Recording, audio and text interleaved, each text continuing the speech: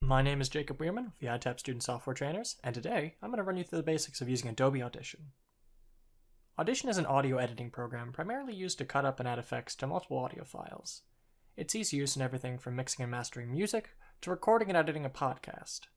This video series will cover setting up a project in Audition, recording audio, basic clip editing, navigating the effects panel, and exporting your audio. In order to get the most out of this video, you can follow along in Audition on your computer. Feel free to pause the video and try each tool on your own. Let's get started. Before we get into importing any media, we need to set up some preferences. This needs to be done if you plan to record any of your audio through Audition. First, we need to go to Edit, then Preferences, then General. This will open up the Preferences window. From here, navigate to the Audio Hardware tab. This is where you can change the default hardware that Audition uses for recording audio. Under Default Input, make sure the microphone you have plugged into your computer is selected. If you're using an iTap computer, the microphone will not be enabled. In this case, you'll need to use a personal device. If you have Adobe Creative Cloud, you can simply download Audition onto your machine. If not, you can just use the free software Audacity to record your audio. Once your recording devices are set up, you can begin recording your audio by pressing the red record button at the bottom of the editor. This will first ask you to name the file being recorded, and then it'll start recording.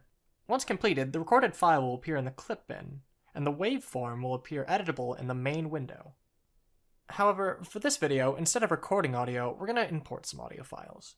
Go to File, then Import, then File. From here, simply select the file or files that you plan to use and select Import. This will import your audio files into your clip bin. Now that we have all of our files imported, we need to add them all to what's called a multitrack. This will let us edit our files together. Go to File, then the podcast, select Multitrack Session. In the dialog box, you can give your multitrack a name and select the save location. You can also choose a template, which will do some of the preliminary formatting for you. For this, we're going to go ahead and select the podcast template. Once the multitrack session is created, we can drag any of our audio files from our clip bin to the multitrack to add them. Since we selected the podcast template, Audition has already set up some tracks with preset labels and effects for us, which will speed up the process considerably. Let's go ahead and add our audio files. We'll add the kalimba music file to the music bed section and the test audio to the host section of a multitrack. Time to actually edit our audio. The first thing we'll do is adjust the volume levels of the audio we imported.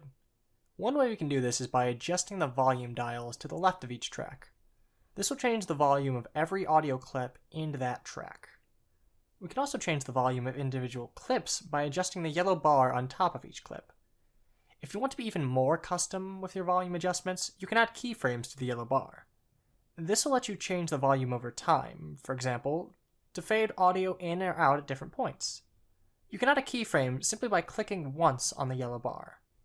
Next, let's look at different ways to adjust the length of our clips. We can simply shorten our clip by clicking and dragging at the end of it, or we can use the razor tool, which allows us to make cuts along our clips.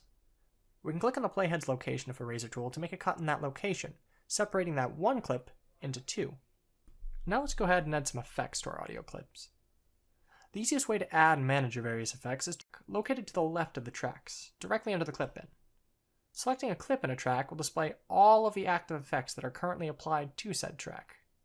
You can add an effect to a track by selecting it, and then clicking one of the white arrows in the effects rack. This will open up a list of effects that are in Audition, and they're all divided into subcategories so you can easily find what you're looking for.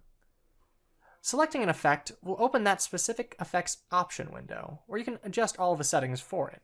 Each effect will have different settings, so it may be useful to add an effect simply to see what it'll do.